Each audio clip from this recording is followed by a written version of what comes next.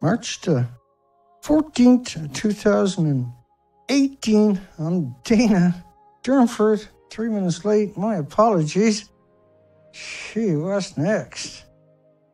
Dana can't even get on his schedule. After all these years of bang on 6 o'clock, I dropped the ball. So before we drop the rest of the balls, Lord knows I'm going to be dropping the balls. Before we get to that, we'll show you some graphics, get you up to speed and get you into that motion, that movement of constant changing documentation. The trolls rolled through again, I see. They can't beat my narrative, they just beat at me, so that's the way it rolls. That's the way it is in life. They're paid to do the jobs, to victimize people like me, whatever. They're not very good at it. I'm still going strong. I'm still rocking. You dinosaurs, you guys are done. This nuclear industry, it should never exist, by the way. We got a crazy good show for everybody tonight. Once we clear the cobwebs out, we're going to start off with some of the pictures from the expedition's videos. I don't think some you have, some you haven't seen. There is no robots at Fukushima fighting the war. None. Not that you guys are bad. I kind of like I like that red. They're looking good. No, not me, man. Yeah, get out of here, you big bullies. See? I made everybody happy. I made everybody happy.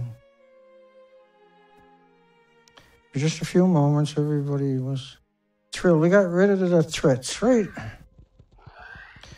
And every other species where we were at it. And the aliens didn't come to solve our problems, so looks like we're going to have to deal with it. I know, you're like, cool. You know, I was kind of figuring they would show up, but yeah, it'll probably be in a million years, and they'll test for radiation and go, woo, look at that stuff. Let's get off this stupid rock in the middle of nowhere. So, expeditions. So I'm going to show you some really nice pictures, very high quality pictures. Hi, everybody.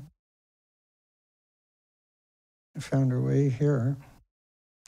We're going to show you some incredible little pictures and some videos before we get into the main headlines of the day. Because we're leaving for another expedition. We'll be gone for till who knows when, really. We're going to go back out and do species counts, insect counts. In less than a couple of weeks, we're on a countdown. We're full steam ahead. We bought a bunch of stuff today I'll share with you and have coming up.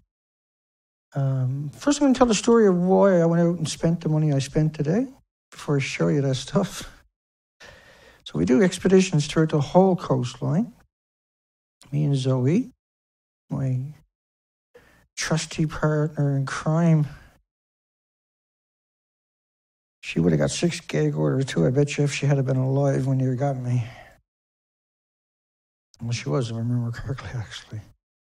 She did die in my arms on a bird species count, though. But we go out, we try to identify the species in each area along the coastline. So all these arrows are different places.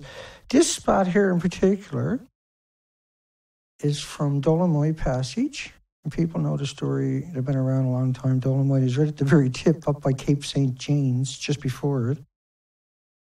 It's a very coveted spot. And so we're going to go out and do the whole coastline again. We're going to head all the way up to the Alaska border. And then every 20 miles, we're going to tie on to rocks. And we're going to go out and take pictures. The biggest crime of the century. And these pictures are not meant to offend people. They're meant to educate people. And not meant to piss off the industry for taking pictures. I apologize for documenting the species that nobody else would do. We've done the last species count on the coastline of British Columbia.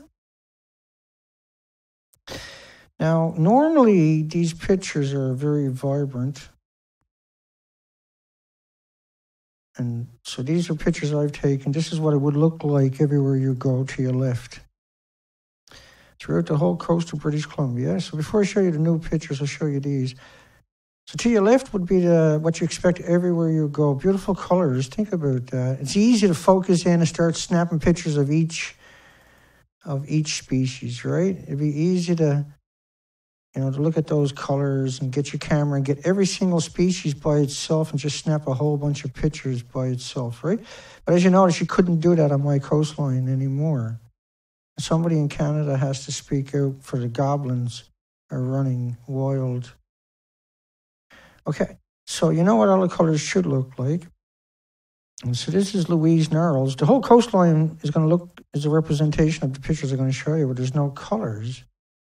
And so it's so hard to get up every day, and it's all year long you're in adverse conditions trying to document it because you have to know for sure.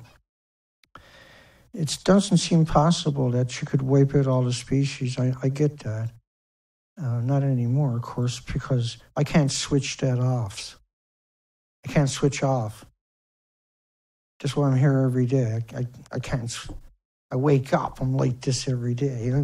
Fucking so much information. I got to come out and share it with you at night. But tonight I'm going to show you some of this documentation, some of the material we bought, so you can feel it, see it per se, and instead of me just saying stuff, you can actually physically see stuff. Beautiful pictures, yeah? But just, there's some algae, some sponges there. You don't normally see those colors at all. And you won't for the rest of the pictures, but that was that rock there, basically zoomed in on that little rock. It's not like the whole coastline is. And so if it wasn't for the kelp algae or kelp weed, there'd be almost nothing there. You can see the islands in the background are all the same. And so when I show you pictures, they don't really mean a lot to you. Even when you see the Zodiac pulled up on the beach, everything is soaking wet, it still doesn't bring it home for people, I'm sure. And just without the kelp weed, nothing would exist there, I'm sure. And Zoe always goes up into the little tree lines of these islands. I always go up looking for spider webs and stuff too. And these little nooks and crannies. And so a picture tells a big story, see? When you can know what it's supposed to look like. Even though you get these little close-up pictures of life still goes on. And you can get the same picture everywhere along the coastline, the exact same picture. But you got to document it as you go through it all. Now this, what you're looking at is a little field of shells. This is unusual to see it. Shellfish are still here, fish are still in the ocean, but what we're seeing is an extinction event playing out in increments over a very short period of time. And even up at the tree lines, where we know there's all kinds of species at the high tide lines, and why this is not the real representation of the high tide line, trust me, they're very good looking little pictures, obviously. Very partial to that picture. Such a great little picture.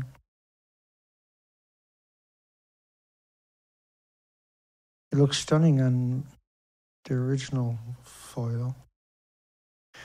And just a few more of these pictures, and then we get some videos. So the pictures and the videos coming up are shot on the same day as the pictures. And so a lot of the pictures never came out at all, but these are the ones that did. And I'm looking to see if any damage in the forest. We're looking for spider webs also and stuff like that. And that was the same day we popped a hole in the Zodiac. And we flipped it over that night, and that motor went underwater and died on me. Remember that? That's an important part of the story today. That motor went underwater, and I almost died that night in a hurricane because I was in that boat trying to get my anchors. I had no anchors because we had them all in the water, but we blew up on the rocks in a hurricane. And so the idea was to let the boat drift while I went ashore and got one of the anchors. and then come back. Now this, because if the motor breaks down, what happens? Then I'm in real trouble, obviously, right?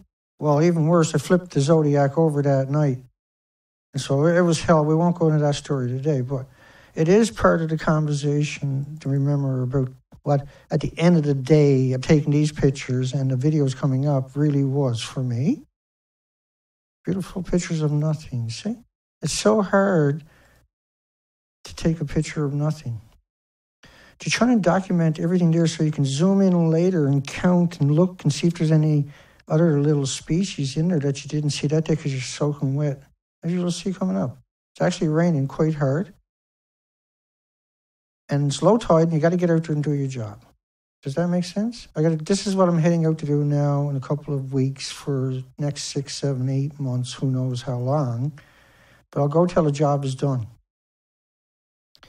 So once you blow the pontoon, the seat doesn't stay there either. No trouble in me. We're all over town. And so instead of being up in the forest, we're down on the shoreline. Now these are the size of your thumb. I got everything edited for content for you to tell a story today before we get into the headlines. Or I might just spend the whole show doing this, who knows. Nah, we'll cover the headlines I got to set up. Beautiful pictures. Now coming up, and I'll talk about it coming up, is we got an underwater remote control 4K camera. Right? And so these are scene images. You see the same picture. These are babies, not adults. They're about the size of your thumb. But it's still unusual to get the pictures because when they're out of water, they don't open up, right? And so there's some shells around them. There's a lot of barnacles on that beach. That's what popped a hole in the Zodiac that day. And we go out in the Zodiac and we drag the camera around. I'm going to jump in and out of these clips. And you can see sea urchins. If you got a trained eye, you can spot some sea urchins there. And I'm setting up to red sea urchins, top left-hand corner coming up. So I'll do species count. There's a starfish to your top left. You can see the shading. I got really good eyes. I'm used to looking as a diver from the surface for creatures. And so I get oriented. Now I'll edit that night. I'll have to look at the footage because I don't know if I got any footage. I can't see what the camera sees. I'm just sticking the camera down in the ocean, right? But as you can see, it becomes a guessing game. So you're going to drive around for an hour with camera underwater, hoping you're going to get a picture and see what's down there because that's the only way you can do it at that time.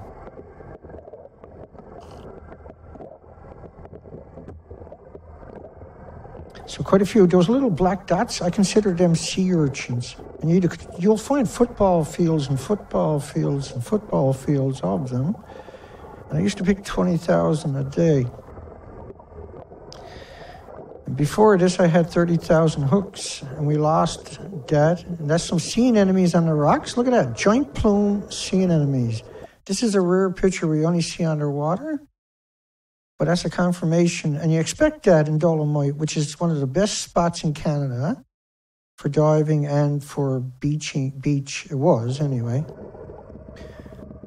But there's supposed to be 74 species of these. This particular one, the giant plume sea anemone you're looking at, which is those white spots behind me, they grow about 2 feet.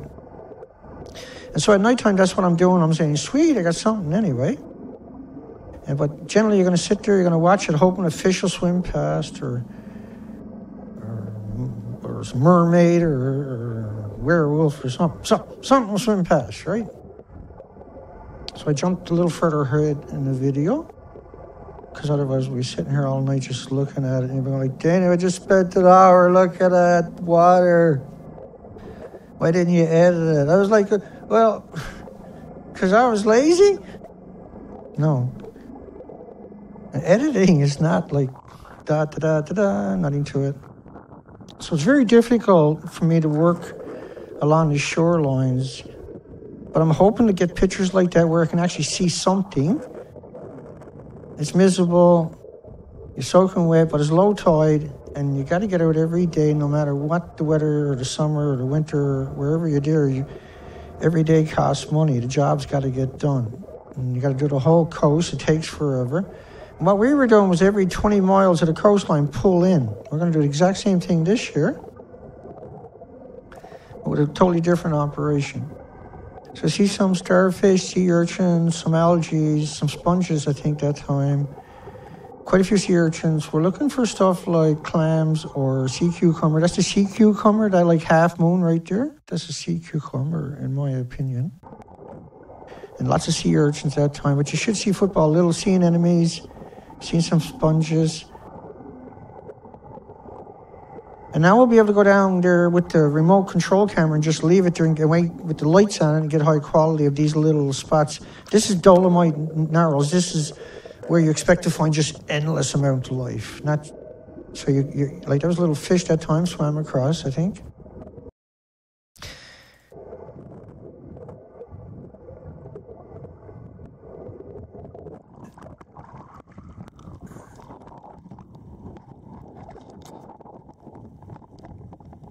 I'm not sure. Oh yeah, panoramic type picture. And so if that motor breaks down with a blown pontoon, even though I got a blown pontoon, I'm still out there working. I'm just not as zipping around anymore. I'm just taking my time. Because the job's got to be done or I got to come back tomorrow or the next day and do it again. So blown pontoon or not, it's better to do it. So it's low tide.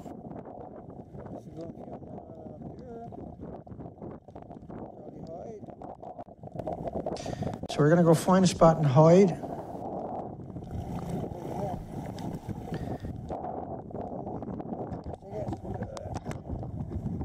But I just spent a bunch of time dragging the camera around. Not sure if I'm going to get anything on the footage, but the job, it's like a reflex for me is what I'm trying to say to you. So this time I'm going to go out. The Zodiac is going to have a cabin on it. The other Zodiac got a cabin that'll tow it around, and we'll have the sailboat there. But when I got all those pictures you've seen originally, that's the same day. Except I wasn't using this underwater camera because that's shitty for pictures. And I want to soak them wet. And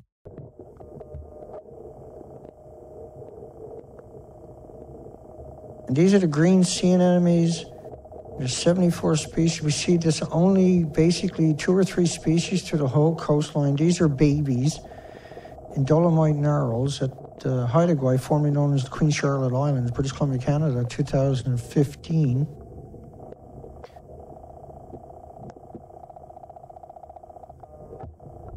And this is at super low tides with the camera on a stick. Now, like I say, once again, when we go out now, we're going to have a remote control underwater vehicle that can stay down 20 hours total, but 4 hours driving around. And feed video back for me, and I only take pictures or videos when I see stuff that I want to see, and I got lights on it, and I can drive it around. That's going to be a hell of a lot better than doing this. You got to agree with me on that one.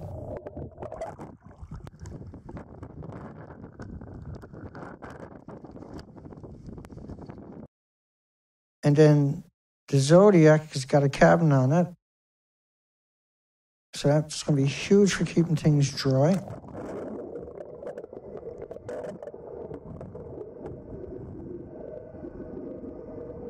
We already zip ahead.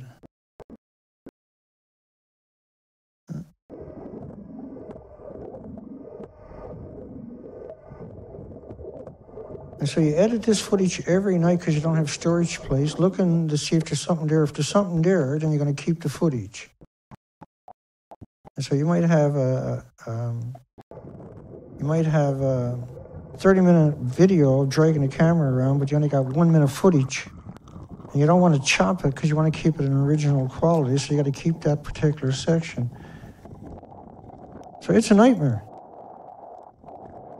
And this was the average day, there's no such thing. You're out in the middle of the ocean, in the middle of nowhere. There's no communities anywhere. There's no one even knows where you're to. You're completely dependent upon yourself. And so this time when I go in 2 weeks, We got a much different outfit. We'll have the sailboat tied onto a tree, and then we'll tow the little Zodiac around with the big Zodiac. Now, this next couple of videos tells the story, I think.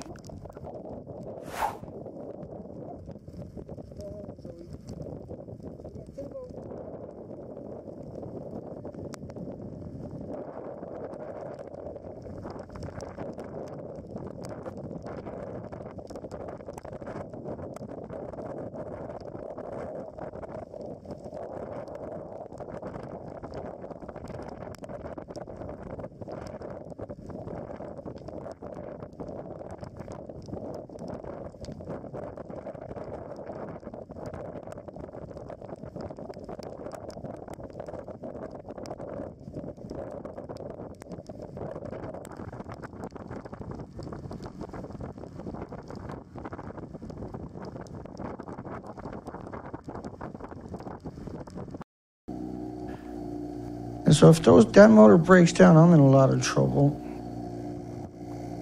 That's why we spend so much money on that motor, so hopefully it wouldn't break down.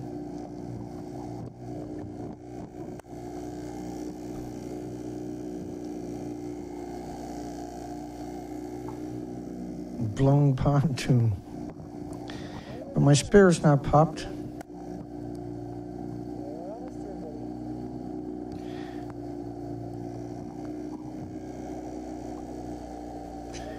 You see the tide's going out and the waves are coming in, right? And so it really slogs you around. You got a blown pontoon. And then ultimately, this is what you do every day, and it's just natural. And so Dolomite was one of the better spots along the entire coastline. So when we go out in 2 weeks' time, that's changed completely. We're going into a whole new world this time. Thank goodness. We're going to go out and we're going to document the species along the whole coastline again. We know these are authentic pictures, by the way, before and after in the same place. And so it's very boring. It's very time consuming. And just to put this information together so that you could understand that, you can get all these pictures, by the way, the combination pictures without my face in it, at my website, thenuclearproctologist.org. They're right there on the front page when you get there. You can download them. That's the end of that. And these are Louise Knurls. The other pictures I showed you are Dolomite Knurls. Louise Knurls is in that same Haida formerly known as Queen Charlotte Islands. But the colors over there is what it's supposed to look like everywhere you go. See? The colors are missing. The species are all missing. So this is why we're going to go do another species count. But this time, I'm not coming back until the job is completely finished again. And the job is different this time. I have to go into all the communities and inform everybody and send them over to my website so they can appreciate how 4 buildings took out a planet. It's horrifying. But all that misery to get these pretty pictures with no color in them. Anything with colors is the boat.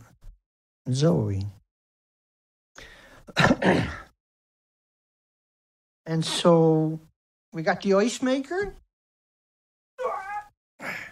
Ice maker. Sweet. So we got the ice maker, and the ice maker means I don't have to come into port. My vegetables and food don't go bad. I can stay out a lot longer, yeah? We got a generator. Got a generator. We got a generator. We got flow switch, $60. And we got a lock for a new outboard motor. Kicker for the little Zodiac, a real one.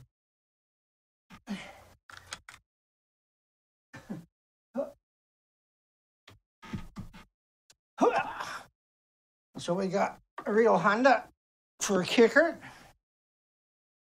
And a jerry can for the And we got a lock for it. So that's the huge parts of the poi that we're missing. So it's a very good day. And we need the kicker for the little Zodiac. It's a 4-stroke. Whereas the other one was a piece of dirt that we're going to put in a waterproof bag. And we're going to leave it inside the Zodiac. And if I flip it over again, I'll have the extra motor. But that one there is a real motor for a kicker on the Zodiac. And that really changes the game for me. Because the other motor is very iffy. It's a 2-stroke. And it sounds like a lawnmower. This one here, you won't even hear it. And all I'm going to do with that one is start it up every morning to make sure it works. And I'll put it back in this spot. And then the other motor I got on this one is an 8-horsepower Yamaha. It's the real deal. 4-stroke. They're all 4 strokes. But a friend of mine was talking about it, and he's right. That's the better way. It's much more important to make sure I come back. You know what I mean? Because, there's so many issues to run into. And so when I flipped that boat over that night, I didn't have a kicker. And even if I had a kicker, the boat would have went underwater. So I was going to have 2 motors in the back of it, and another one wrapped up in a waterproof bag inside of it. So Dana is always coming back, for sure.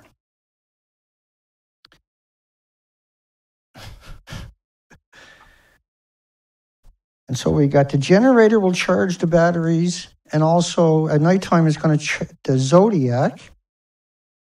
And so the Zodiac has a 3,000 watt. This one here has a 3,000 watt inverter on it. So I can run extension cords over to the sailboat. And then that separates the generator from the sailboat so I don't get the vibrations on the sailboat. Generators on that one, and I just run extension cords over to charge all the equipment because we got so much friggin' equipment. Not bad, not in a bad way, I shouldn't use those words. But we got so much equipment, and then the ice maker and the charger. That's all I really need power for. And so tomorrow I'm going to go buy another one of those generators because they're fairly cheap, and I can move them. I'm strong enough to lift them. Just barely, though. I feel like I hurt myself today. But they're big. The other ones, the big ones, you can't lift them. You can't move them. You can't use them on a boat. The first time I try to move them, I'm going to tear my guts out. I'm just not that healthy. I'm not healthy enough to do something like that each day. And there's nowhere to store something like that on the boat. It's too big. So the only thing I can do is get a little small one, run it on this one to charge the batteries, and use because that's a fairly new inverter on that. It's a 3,000 watt.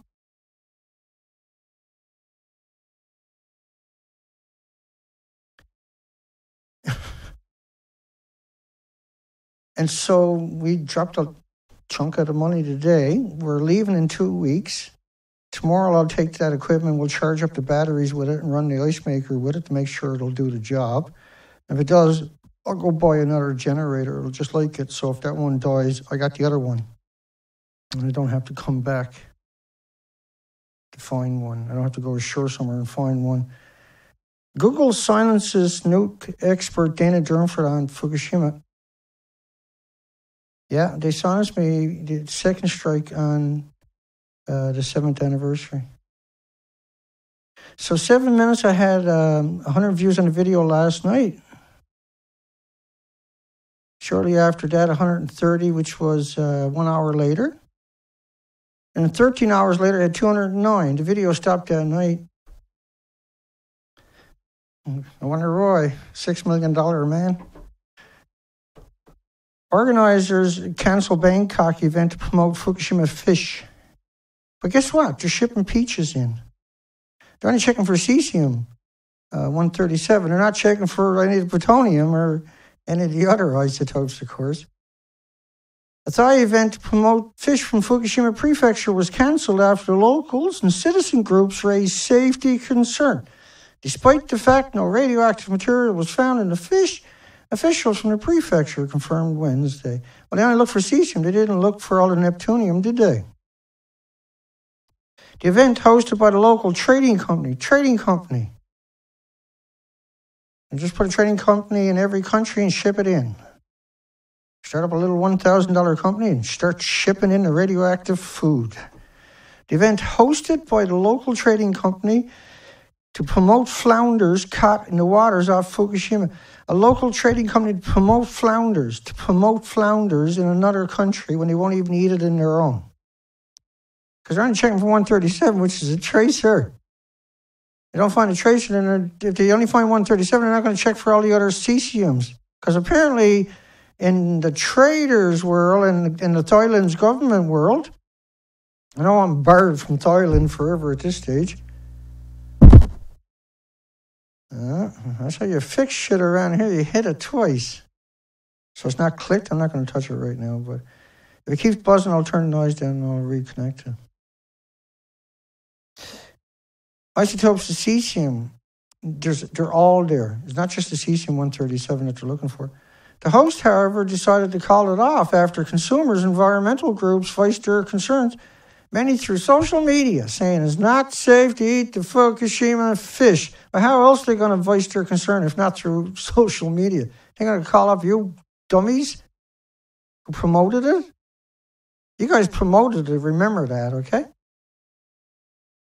Many times social media saying it's not safe to eat the Fukushima fish. They mock you coming up, dog. You wait till you get a load of what they done to you. At the very end of the story, they mock you. That's what the whole story is about.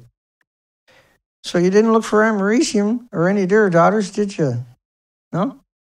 The cancellation event in Thailand, the first country to resume imports of Fukushima fish. The first country. So if it's bad, all the other countries are going to we don't trust you. So it's got to be good, right? You can't have a frig up when it's 120 pounds, 120 kilograms. Got to go smooth, folks, because otherwise the EU won't take it. There's something else going on here, really sinister.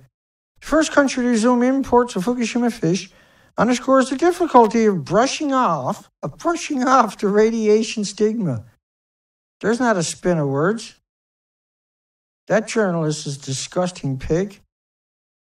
Not that they usually put their names on it. Attached to the prefecture's products following the March, no spinning that words, eh? No pun intended, I'm sure. Following the March 2011 nuclear disaster. Wow, they called it a disaster. Well, jeez, lick my... Isotopes of strontium. Yeah, I said lick my isotopes of strontium. So, do you think they checked for strontium? Because every cesium, there's 100 times more strontium-90, probably around 50, 60 times more 86. Since 2015, no marine products caught in the water off the Fukushima has been found to contain cesium beyond 100 becquerels a kilogram. Didn't we already go through this gobbledy routine before? Hang on. You guys are hard cases, eh? It really shocks me whenever I see it 100 kilograms, the government's limit of 100 kilograms. Because the government loves you so. They don't at all, you know. Hang on here. They're like hard cases, man.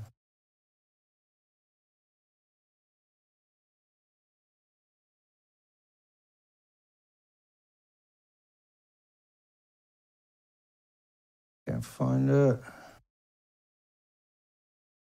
How come? In Tokyo, 29 million becquerels in soil after rain. Tokyo. At Fukushima.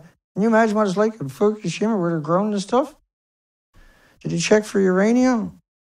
No. Did you check for any of the dollars? Of course, they're all going to be there. If you found cesium or you can't grow food anywhere there. And the fact that it's under 100 becquerels a kilogram of one, right? Because that's what they're alluding to with that connotations.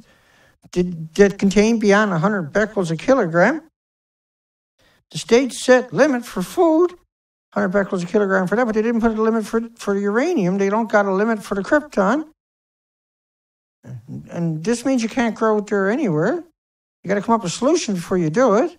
So why not try to do that? You got to admit you got a problem or you got a real problem. You can't pretend it's not happening. You can't just ship it in other people's countries and trick them and deceive them, manipulate them. That's gobblish behavior. Fukushima initially hoped to ship 1 ton. This is just a single operation that the government's funding. This is not a whole bunch of fishermen. If it is, they're the stupidest ones on the planet. They're mass murderers. At some point, they're going to wake up. But why ship it to Thailand? Because Thailand is not paying attention, apparently. That is the scariest thing I've ever heard. Following news of cancellation, Fukushima Governor Maso Ichi-F said it was regrettable. Really? Really? Like, I don't understand. No compute. Hang on. No compute. Oh, I just set in motion something I wasn't supposed to do. Hang on. Because it ain't nothing better than a few pictures to tell a story, is it? It's so hard to, like, I typed in too much. I'll bring up a couple of pictures here for emergency. How about that? Just hang on. Because we had to start up a new session all day yesterday. It was chaos. And then today, it's chaos because we got to get the boat ready to take off and all equipment. And I got to get my home in order and my affairs in order for takeoff into the ocean in case I don't come back, in case I die out there or something.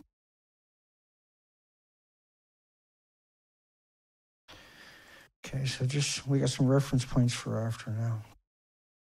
So why are you growing food in a place like that and not checking for all the other isotopes, mister? There's a question nobody asked lately. We will continue our efforts to confirm the safety of the Fukushima product and to work on exporting marine product. They'll continue to be demons, is what they're saying. They'll continue. Safety, if you're talking about safety, you'd be looking for that. If you're talking about safety, you wouldn't grow it there because the whole area is covered in radioactive fallout, mister. Winter, spring, and fall. It no matter. Why are you bringing in the most vulnerable in society when Harvard and Yale and Berkeley and Stanford and Oxford and MIT and the Commonwealth institutions won't go near the freaking place? Mister? Why are you killing my beloved country, you mass murderers? Why are you shipping it into the unsuspected people when you knew there would be blowback? Or we're hoping nobody would find out. We're surprised. We said there was nothing there. Why won't you believe us? Well, because you're still picking up millions and millions and millions of bags in the most radiated place on the planet. Asshole. Excuse the new finese. By the way, curium's the biggest radioactive isotopes from the melted fuel rods that destroyed reactor buildings. You do realize this is all about a nuclear meltdown. This is not about a coal plant or an oil plant or a petroleum plant or a wind farm or something like that. This is a nuclear power plant. Hello, is anybody home? Hey, mister, I want to kill my friends and family. You buy that. Now, let me go back. Thailand lifted a ban on product from Fukushima in 2015 and has imported peaches and rice from the prefecture instead. Okay? In your face. In your activist's face. They've been shipping in food from the most radiated place on the planet, but when you want to bring fish in, everybody finally woke up. And getting away with it for almost 3 years. They've been growing food. They're whining since 2011. Right after it, they went right back in. Never even picked up the bags. They started growing there. The government was paying, yeah, we'll pay you money to go into Fukushima, but I thought it was dangerous. Well, no, the government said, there's okay. That's just by the power plant. Never really left the power plant. But what about all the bags? Well, they're just taking precautions. Like, actually, goblins.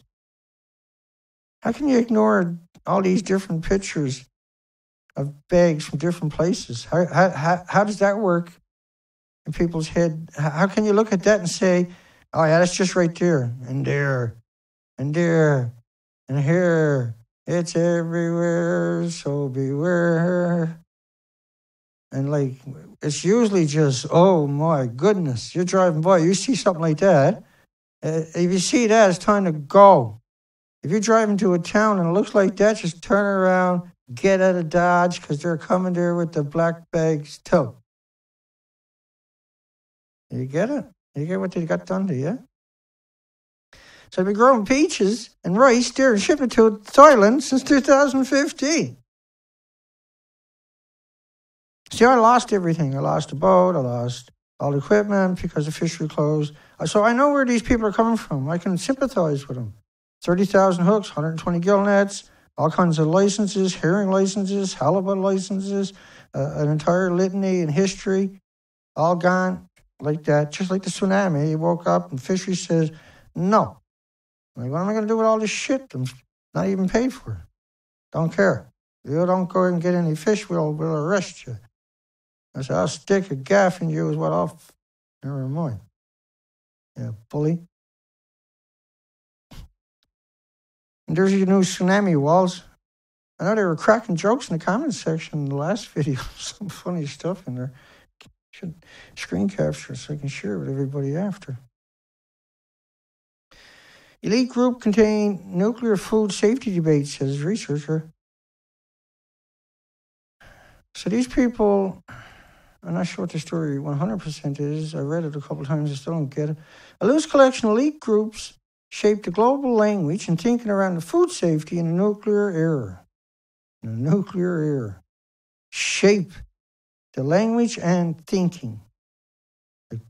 One of the things they shape is don't use the word meltdown or China syndrome or max fuel or plutonium. Excuse me. Educational support will help young people revitalize disaster-hit area. Young people. Young people. We need young people to come in and trick everybody because they don't give a shit about anything. Send in the young idiots. No offense to young people out there, I'm not saying you're all idiots. Just want to put that little disclaimer right out there front and center. Center and front. Yummy rice. Boy, those guys, look how good they're with the rice, Danny. They dress up so they don't actually contaminate the rice. No, they're there because they're scared out of their friggin' minds. Educational support will help young people revitalize disaster-hit areas. Educational support. Youthful Energy has started making solid progress towards revitalizing areas affected by the Great East Japan earthquake. Graduation ceremony was held for the first time at the Fukushima Future High School. Nice name there, pinheads. Hirono, Fukushima Prefecture, with 140 students leaving the prefecture-run school. School was founded in 2015. While they were still picking up pegs. 2015. Yeah, we just got to power wash a few more shocks here. You guys can move right in as soon as we get the spooky people out of the neighborhood. You just get your butts. We put a lot of the bags down by the shoreline. Don't want to go on school trips down there or maybe there. Definitely not here. Oh, and you better eat the rice and drink the shit we give you, okay? Yeah, it's okay. They got it in bags. They're radioactive proof. That's why they put them in the bag, to protect you from the radiation. It's fine. Fine, said the man dying of cancer and leukemia and Alzheimer's and dementia and autism. It's all fine. Thanks to the system from the central government, the school has introduced an overseas study training program and classes to be conducted by the leading experts in various fields, trying to improve the educational environment for the student. Dana? Many education-related people from across the country visit the school to take a look at its inquiry-oriented classes, where students delve into local problems in such areas as disaster prevention and agricultural. You knew that was going to show up, didn't you? Agricultural. Yeah, you can grow rice and peaches. Thailand will take them. Okay? Thailand will take and just got to pick up a bunch of that shit and fire up that tractor. Get busy and grow some food. It's okay. Elementary and junior high school in Fukushima Prefecture, cases of truancy, which is people skipping classes, so to speak, day after day, increased sharply after the quake. You don't suppose it got something to do with the nuclear meltdown, huh? And are on the increase even now. Yeah, because everybody around them is sick or dying. Mommy, what's in the back of the legs? Oh, you don't have to ask questions. You eat your rice. You don't give principal a hard time. So parents are not going to say that. Hang on.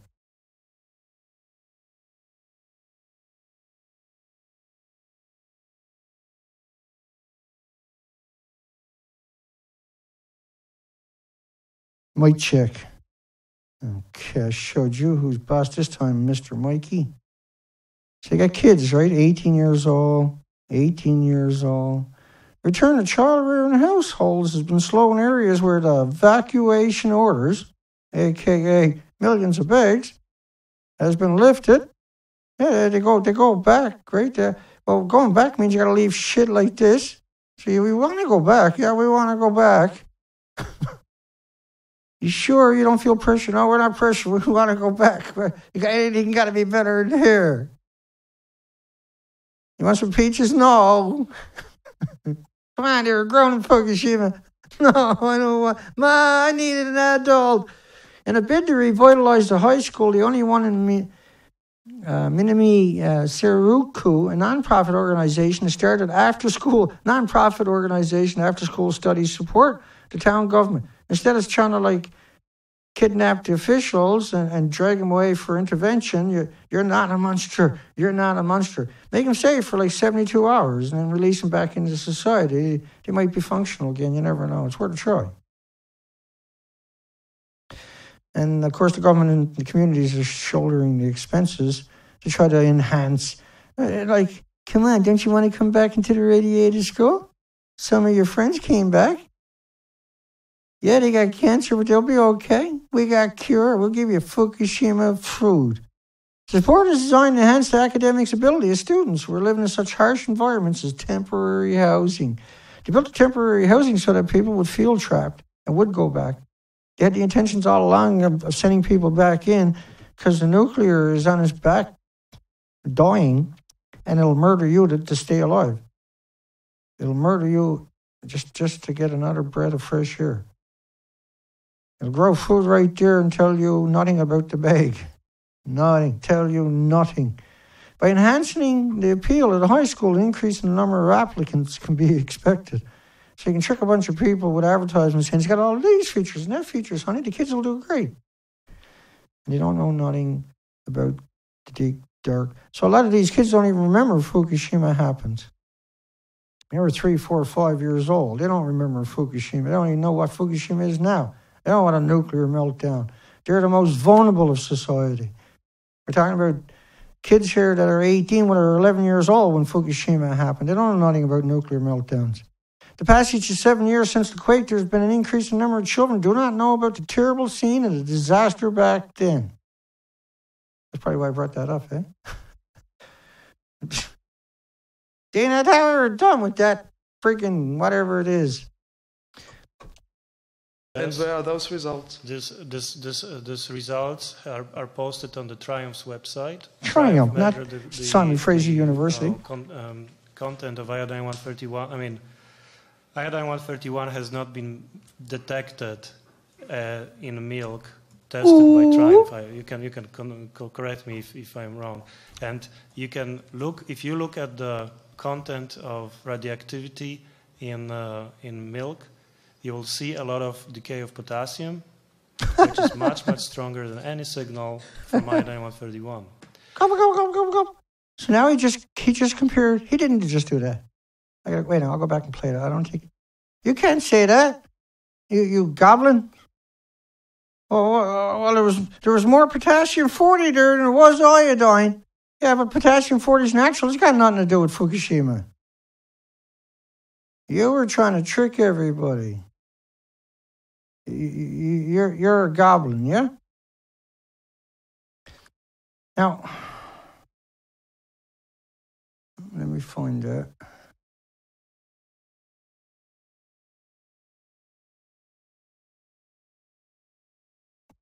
So he couldn't find any iodine at Simon Fraser University.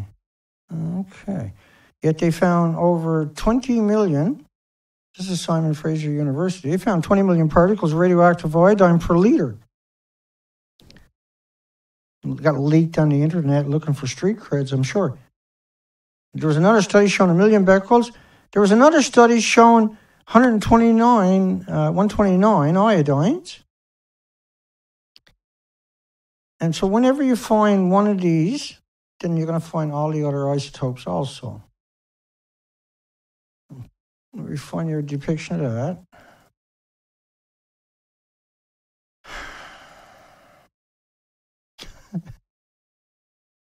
I got no idea how we made it this far today, but we did.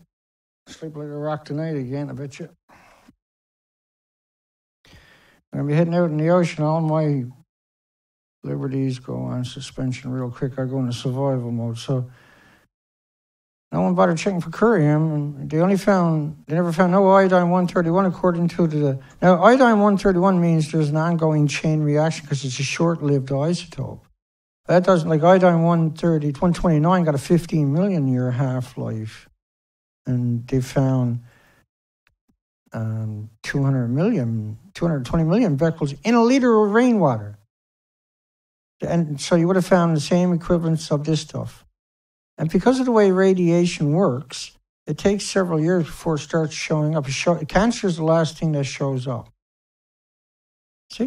This is where everybody gets confused. Well, Dana, I don't see everybody dropping dead from cancer, but I can show you headlines where everybody was dropping dead from cancer, for sure.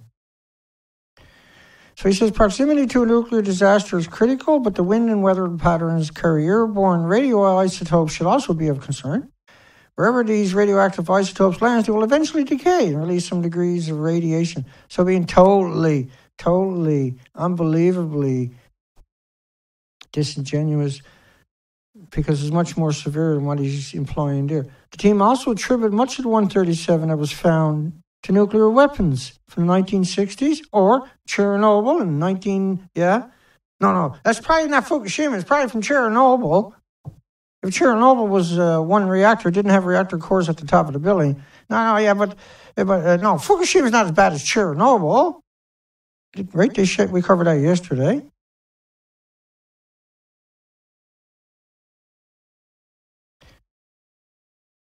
Did I show you the buildings?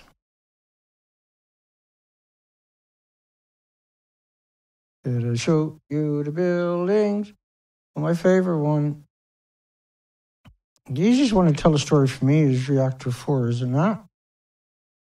Reactor 4, la-da-da-da, Reactor 4,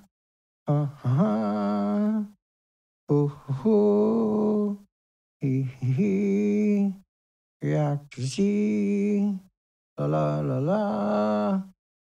Dana, shut up. I'm sorry I do that when I'm by myself. I forget there's people there. Huh. So, the building's okay. You guys got a camera? Is this Canada camera or something? Because it don't look okay. No, say it, Dan. Reactor 4 is okay. It's okay. Now, the reactor pools this wasn't at Chernobyl. They didn't store reactor cores over the reactor because it would look like that in Chernobyl. Chernobyl don't even look anywhere near that bad. Chernobyl's terrible, don't get me wrong, but it don't even look like that, I can assure you. Unit 4 was damaged twice. It was damaged by all of the earthquakes that occurred, and it was also damaged by a series of explosions over the first week or two of the accident. So the building is structurally weakened. Now, Tokyo Electric's acknowledged that. They went in May and June of last year. This is more than a year ago. And put an enormous number of extra structural supports directly under the fuel pool. So now he's saying he went in there and put structural supports under the pool up there. In a building where the reactors are gone and the pools are gone. Oh, yeah. Structural supports under the pool. Now, the thing about this is Arnie Gunnarsson made the assemblies for the fuel pools. And if he don't know where they're gone, we are in a whole lot of trouble, okay? like real trouble. Excuse me. So when you see... So this is really why we've been brought here. Where I'm standing is on top of what used to be reactor building number 4. Oh, yeah. Reactor billing 4, are you? So if you were right there, you go, you're game over. Sayonara. 99. So long. Wa-la-la. Okay, I don't know where that one come from, but wa-la-la. Here we are at Reactor 4. How about Set Dorn? A set, despite... Oh, man.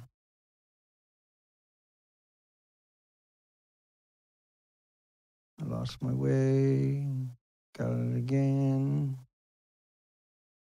A set is going to pretend he's in the building over there. A rare look inside the damaged nuclear plant in Fukushima, Japan. Nearly 3 years after the earthquake and tsunami, the plant is still emitting radiation and likely will be for years. Okay, so next, if I do another clip, I'll turn the volume down first. My apologies. I re-recorded it, so I recorded it too high quality without adjusting. Went inside to see the painstaking cleanup. He went inside to see the cleanup. The company that owns the crippled plant, is still struggling to deal with the disaster. All 4 reactors are still emitting radiation, but TEPCO has made some progress. This is what TEPCO wants us to see, the heart of the decommissioning work taking place here in Reactor 4.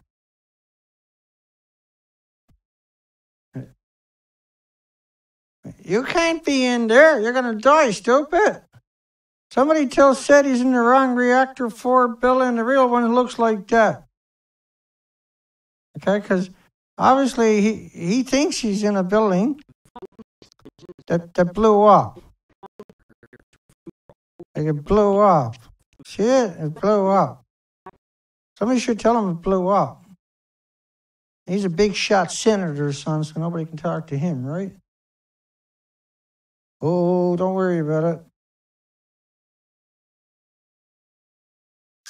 Don't worry about it.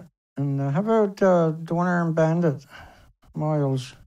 Hello and welcome. I'm Miles O'Brien, the science correspondent for the PBS NewsHour. To see it firsthand, we had to suit up.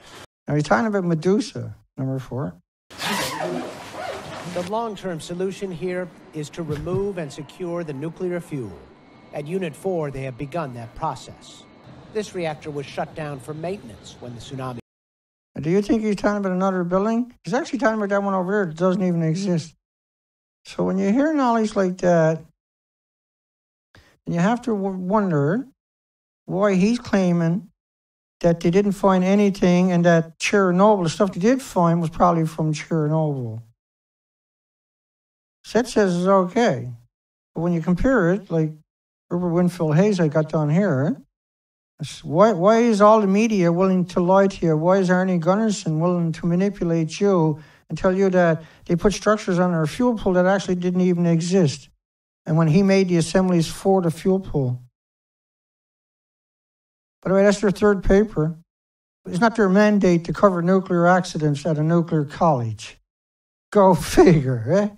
Wow. It's not comparable to the releases of 6 tons of fragmented fuel from the Chernobyl. So how... Yeah, no, I don't think you're wrong there, dickhead. I mean, Chris Starosa was once more quoted in the Vancouver Sun, as it is reported that the Canadian Health Agency have no immediate plans to measure the amount of radiation in the milk. So they had no plans to measure the radiation in the milk, is why they never found any in the milk. Scum. And so they link you over, and of course, that story's gone. Link you over, that story's gone. Link you over, that story's gone. And so I went out and searched for it. I found it. Oh, so guess what I found? Chris Starosa. Radiation from Japan was found in BC may raise health concerns. Look here. 2014. Go figure. Radiation from Japan was found in BC. Now he's singing a different story way back then. Now he's after saying there's nothing there. I'm confused. So people offer prayers for the victims in Japan. Researchers developed a model based on a diet of fish-eating killer whales along the levels of the cesium-132 detected and predicted less than 0.5 becquerels per cubic meter. Well, that don't sound bad, Dana. Well, hang on. A measurement of radioactivity by other researchers in the Pacific water offshore of Vancouver Island. That's where we are. The model suggests that in 30 years, cesium-137 levels in the whales will exceed the Canadian guidelines of 1,000 becquerels per kilogram. They raised the guidelines when Fukushima happened to make Japan look normal. Well, Japan was like, our numbers are lower than the Canadians and the Americans. This is why they raised the number, besides the fact we're right across from them. For consumption of seafood by humans, 10 times the Japanese guideline. See that? And so 1,000 becquerels per kilogram at 0.5 becquerels a kilogram per cubic meter, rather, in the water. Very significant all of a sudden. Now, if you look into the fact that all the killer whales are emaciated, all of them, on both coastlines here, the Americans and the Canadians are emaciated. I think it's a total of around 160 killer whales, 80 in Puget Sound, 80 on the west coast of Vancouver Island, are emaciated. They're dying, starving to death, and emaciated already. Because that's what radiation does to you. That's what leukemia does to you, right? Because your body's being attacked by white blood cells and is displacing your red blood cells, which carry oxygen and nutrients throughout your body. Earlier research by Chris Sarosa, who says now that there's nothing out there, associate professor of chemistry, and his colleagues at the science, now we covered them yesterday, we showed them to be demons, has shown evidence of iodine-131, which has a half-life of 8 days in rainwater and seaweed. So a lot of contradiction in everything that disgusting parasite was saying and had said yesterday also. Endangered resident killer whales. So now they try to blame it on other shows. Discovery draws attention to Saskatchewan's uranium industry, the growing global fight against climate change. So, turning the eyes on investors in Saskatchewan thanks to the province's inventory of high-grade uranium. So the people who wrote that article were also pro-nuclear, is what I'm trying to show you. Seniors sought for frontline radiation cleanup in Japan. Seniors. They're sought. This is the Vancouver Sun here in British Columbia, Canada. June of 29, 2011. Seniors are sought for frontline radiation cleanup in Japan. Retirement is supposed to be about putting your feet up after a lifetime of hard work and taking time to enjoy the finer things the world has to offer. No one said anything about risk at all for the betterment of your country. But that's exactly what a retired Japanese engineer is asking his fellow citizens to consider.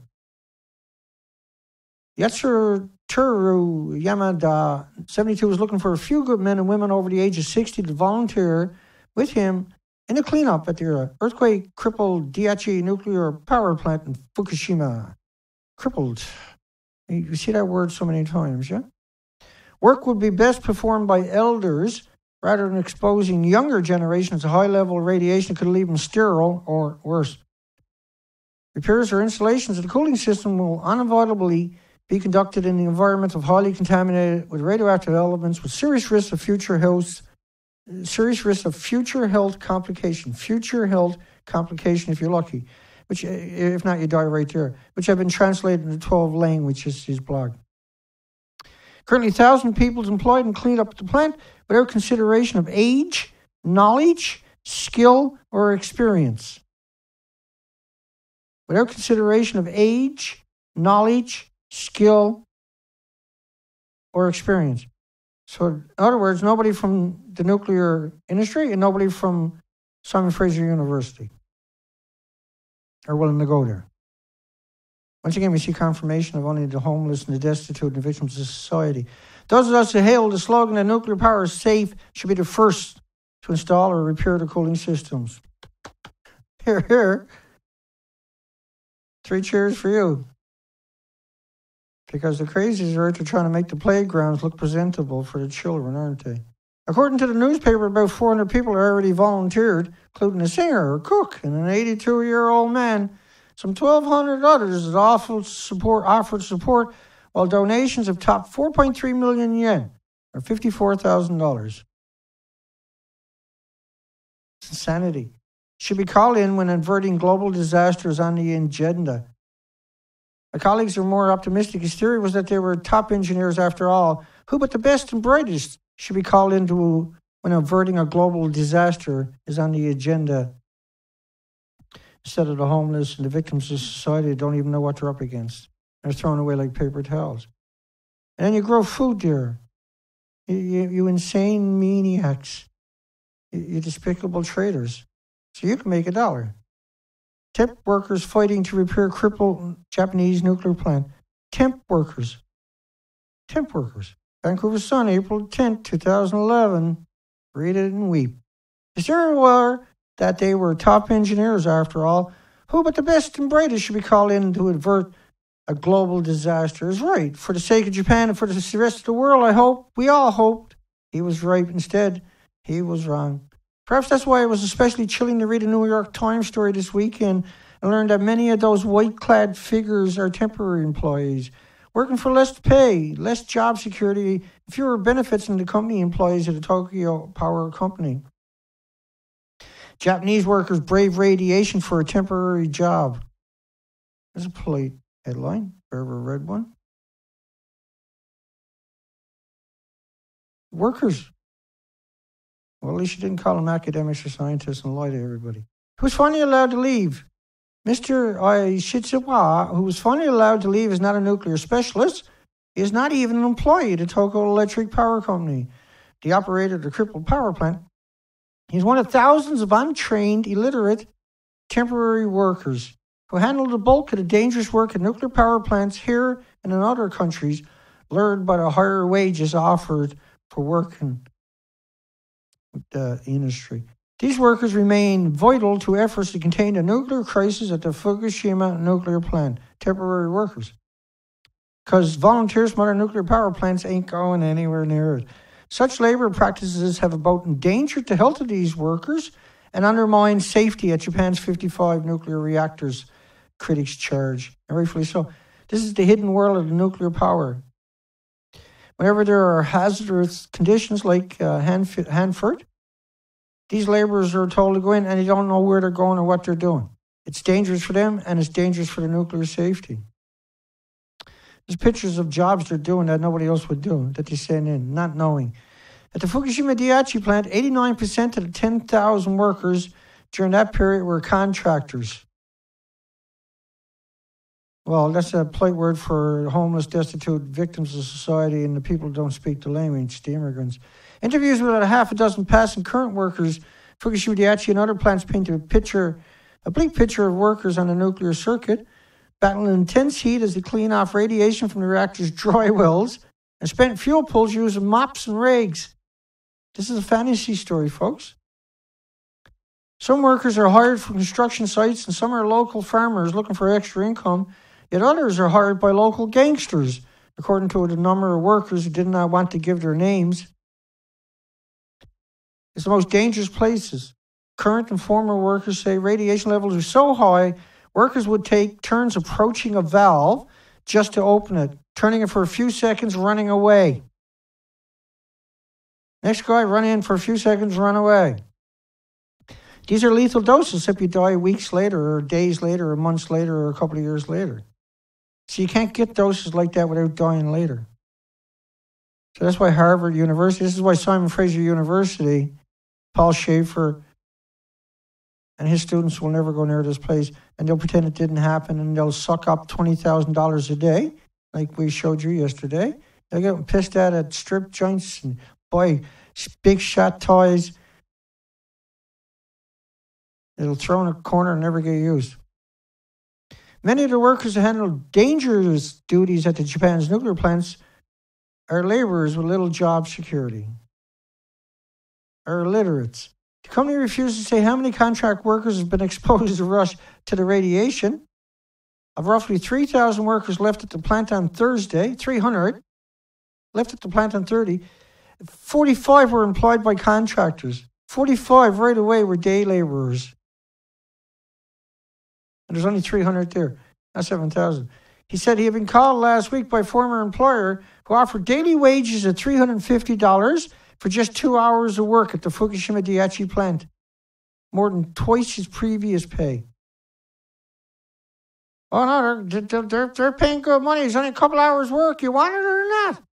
You got bills? Well, a couple hours work will pay them. Real life goblins. This is where we should be grabbing Harvard University and Simon Fraser University by the head and jamming that stuff right down their throats. They're repulsive, disgusting parasites. Some of the former members of the team have been offered nearly $1,000 a day. No, it's like a banana and a potato chip walking in sunshine. Swear. It's harmless. They give you $1,000 a day, man. Yeah. Oh, yeah, $1,000 a day. Japanese car is not radioactive. We'll pick up there tomorrow. We'll call her a night. We had to throw in the extra 15 minutes because I spent the first half an hour talking about the expeditions. Because the expeditions are extremely important.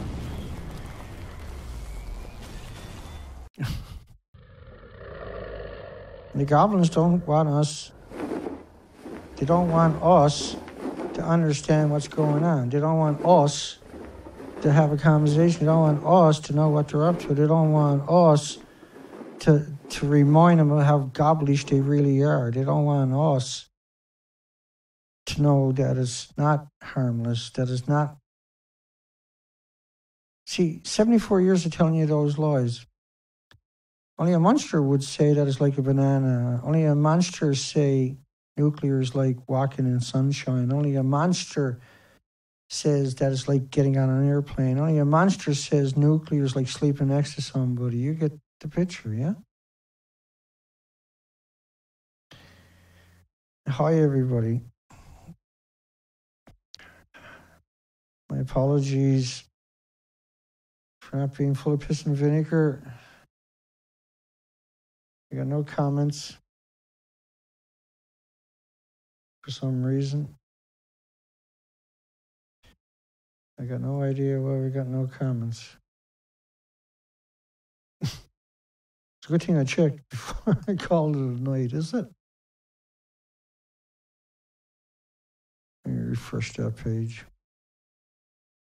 And I can't turn comments on once the stream starts, so even if I noticed it when the stream started, I wouldn't have been able to turn it on. That wasn't on purpose at all. Comments were supposed to be there. I really enjoy the comments. I want the comments. That was an accident tonight. I guess I woke up this morning knowing that I was going to go start buying this shit that has to be bought before I can leave or even try to leave and get the kinks out of it. So we'll try out the generator tomorrow, and if it does its job, we'll buy another one.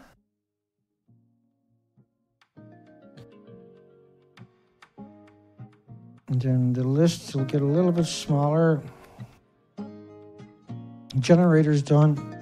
I got to buy 2 batteries. We'll probably buy them tomorrow. We got the ice maker. The boat was up on the dry dock. All kinds of other stuff is already accomplished. List is getting small, for sure. GPS is, I'm not sure how am I supposed to go about that. Then we need the wireless internet. We're looking at least trying to come up with $1,000 for that. I'm not going to try to get steering. The money got to get the other equipment. The autopilot would be incredible to have, but $3,000 is not in the books. And I'm careful what I'm burning the money on, just the stuff I know that absolutely the minimum to get the job done, unfortunately. Because you can burn money and burn money and burn money and never get the job done. So we got to go get the job done. First and foremost, I can't take the chance. And so, links are on the video, donate. Please start donating now. In 2 weeks' time, I start finding my way up the coast. It's probably going to take me 5, 6, 7 weeks to get up to Alaska. And then it's going to take months and months and months to work my way down the coastline. And the wind will do most of the work. We got the extra motor for the little Zodiac. This is huge. I don't think people really can appreciate it. what that does to me, it means that I can go out all day long in that little Zodiac, and I know I'm coming back. I got 2 kickers plus the main motor in that little Zodiac. They don't burn any gas at all, right? 2 of them are 4-strokes. That means they're going to start up when I pull on them for sure. Adverse conditions. And so it's been a long day for me. Tomorrow's going to be just as long. I got to get the kinks out of it. I got to find places to put it. I got to go, if it works, I got to go pick up another generator. I got to pick up a couple of batteries for the big Zodiac, for the red one. Needs 2 more batteries. And then we'll use that with the generator to charge up all the cameras and all the equipment. And you know, we got so much. There's so much to be grateful for, so much to be thankful and to be proud that we got this opportunity to tell the story. I'll be bringing all my equipment with me. So it's going to be chaos. It's not going to be easy. And so I'll only travel in perfect weather. And we're on the countdown. By the end of the month, we're launched to go, for sure. There's still a lot to be done. But we'll keep these shows coming. We'll keep the spirit alive. And we'll keep hope alive at the same time. So my apologies for not having the comments section open tonight. I'll rectify that for after the stream. And I send my hugs and my admiration, my appreciation out to everybody that got me this far, got us this far. And have the same hopes as me to get to the truth and tell the truth. And to end the misery machine and stop these reactors. Ultimately, that is what we're going to do as a society. Somewhere in the future, we will try to stop Japan's reactors. It's time to throw off the shackles and the bigotry and the racism and the prejudice and to work together. And so humanity and the other 8 million species, whatever's left of it, have hope. Because we need hope to have a future. And we're running short, for sure. Thanks for everybody. We'll see everybody tomorrow night, 6 p.m. Pacific Standard Time. I'll get videos of everything tomorrow for the show, and we'll do it again. We'll pick up where we left off. Japanese cars are not radioactive according to the puke machine. We'll get to that. Thanks for everybody. See everybody soon.